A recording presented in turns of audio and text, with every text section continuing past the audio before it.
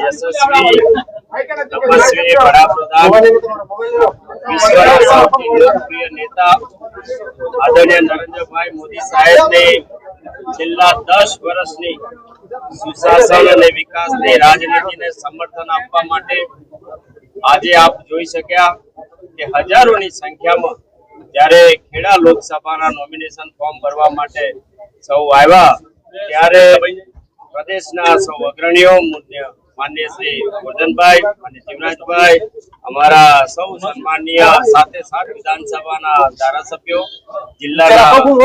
અગ્રણીઓ ભાઈ શ્રી હર્ષદગીરી, ભાઈ શ્રી અજયભાઈ અને સૌ આગેવાનોની સાથે